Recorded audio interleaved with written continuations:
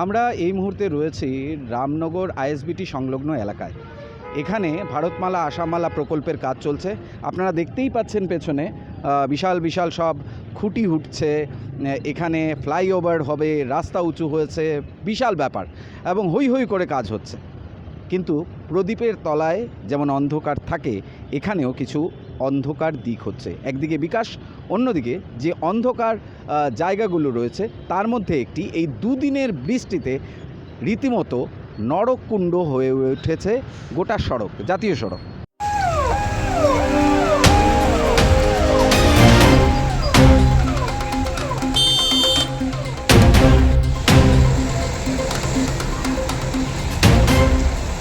এই দেখুন, ঘন্টার পর ঘন্টা লাগছে এই রাস্তা পেরোতে।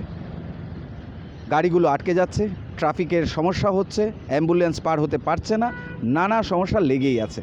তো এখানেই সব কিছু শেষ নয়, গল্প আরও আছে।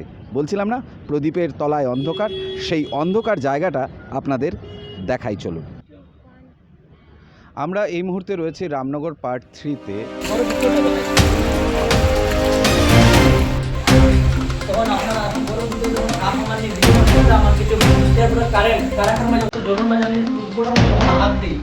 গতকালকে যখন আমি হাত দিছি কারেন্টে শর্ট করছে।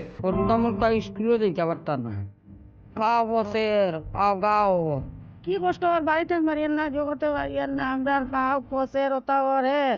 এখানে ভারতমালা আসামমালার বিভিন্ন প্রকল্পের কাজ চলছে। রাস্তার অনেকটাই উঁচু হয়ে গেছে। মূল যেটি সড়ক রয়েছে, NHIDCL কাজ করে চলেছে এবং মূল রাস্তাটি অনেকটাই উঁচু হয়ে গেছে।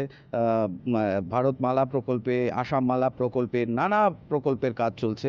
সেটা একটা যেমন উন্নতি বা উন্নয়নের দিক, আরেকটা দিক হলো যেখান থেকে আমরা এই ফুটেজটি শুরু করলাম।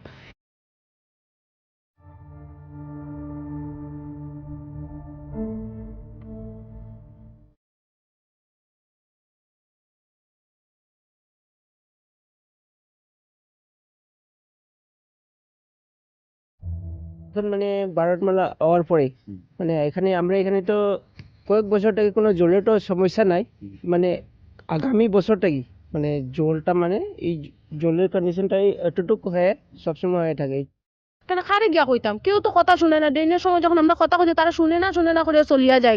অন তারা কইলে কব ইঞ্জিনিয়ারের লগে কথা কই, ইঞ্জিনিয়ার আমরা পাইতাম কই, ইঞ্জিনিয়ার পাইতাম, তারা কইলে কথা শুনে না। এর মধ্যে কইছি ড্রেনটা যদি এক হাত নিচে যেত আমরা বাসার জলটি গেল না, কিন্তু তারা তো কোনো কথাই শুনে না। কে কার সময় নিয়ে তোমরাও তো আয় একটু জিগাইতে হয়। ভারতমালা তো কোনো কিছু মানে তারা বানানিয়ে আইছে, বানাইয়া যে মুগিয়া তোমরা মরো ডুবো, এটা আমরা দেখিয়া লাভ নাই। এইরকম পরিস্থিতি। আর এখন দেখুন আমরা একটা হাত ধুইলে জলটা যাওয়ার পর্যন্ত জায়গা নেই। আগে অত বড় বড় ফ্লাড হয়েছে, কিন্তু আমরা কোনো সময় কোনো জল হয়েছে না। 2 বছর থেকে আমরা প্রচুর কষ্ট করতে আছে। সাকুল্লে দাদা, কতটা পরিবার এই ভোগান্তির শিকার? মোটামুটি রিলায়েন্স পাম্প এরিয়াটা কি লইয়া পাম্পটা ফুকুর হয়ে গেছে, রিলায়েন্স পাম্পটা ফুকুর হয়ে গেছে। তারা তখন উঠাইতো, তারা তখন আছে, তারা তখন একটা ব্যবসা করতো, তারা তো উঠে। আমরা তো আর ব্যবসা না, আমরা নিজের বাড়ি ঘর ছাড়িয়ে কই যাই ভাই। তারা তো এখন পাম্প পর্যন্ত বন্ধ রয়েছে। দেখুন আমরা পিছনে উছনে দেখুন কি অবস্থা, খালি গোটটা বর্তমানে আছে। আমরা ল্যাট্রিন বাথরুম সব ডুবে গেছে।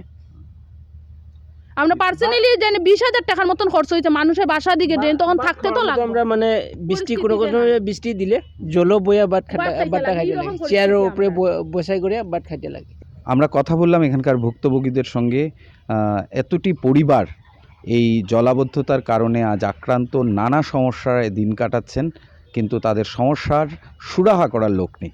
এই জলের মধ্যে স্কিনের প্রবলেম, কত স্কিনের প্রবলেম। এইদিকে আমরা পুরো লাইন জলের লাইন, কত অসুবিধা হওয়ার স্যার।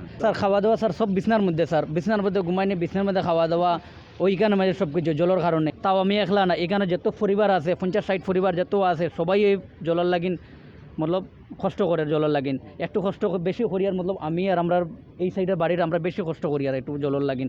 এত কমপ্লেন, এত কইছে গিয়া ভারতমালার এরকম কত মানুষের কাছে কইছে গিয়া, ইঞ্জিনিয়ার আছে, তারা সুপারভাইজার আছে, তারা সবরে কইছে, তারা এখানে কাজ করে, তারা সবরে কইছি।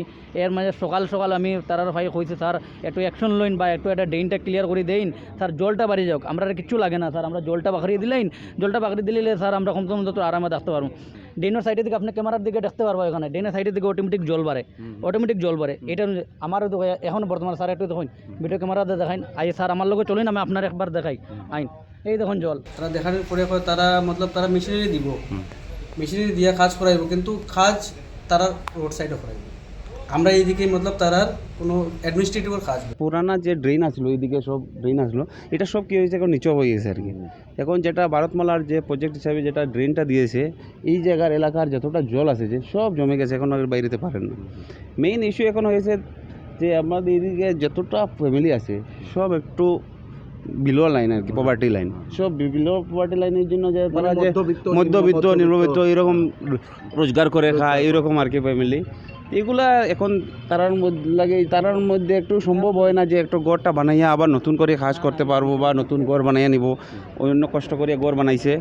তো একটা যে সরকারের কাছে একটা অনুরোধ হইব আর কি আপনার মারফতে, যে এটা একটু দেখার লাগেন, একটু ক্যালকুলেট দেখার লাগেন যে অতটা ফ্যামিলি এখন যে সম্ভব না তারা নিজে ঘর বানাইবো। আর আপনারা তো দেখেছেন, আমার ভিডিও তো নিয়েছেন যে কীরকম জলবদ্ধ হয়েছে, ঘরের মধ্যে জল আছে। তো ওইটা আর কি একটু আপনার স্পেশাল রিকোয়েস্ট আর কি, যে জলটা বাইর করার একটা ব্যবস্থা করে দেখ।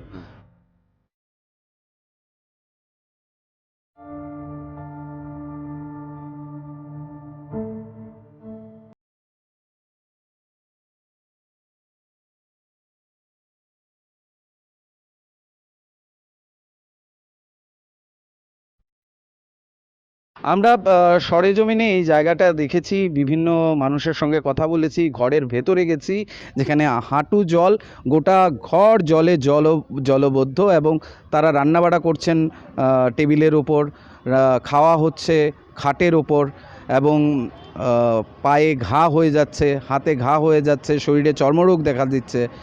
এই অবস্থায় এই নরক যন্ত্রণা থেকে মুক্তি পেতে তারা আবেদন করেছেন প্রশাসনের কাছে। প্রশাসন এই আবেদনে সাড়া দেয় কিনা সেটাই এখন দেখার। রামনগর থেকে সায়ন বিশ্বাস।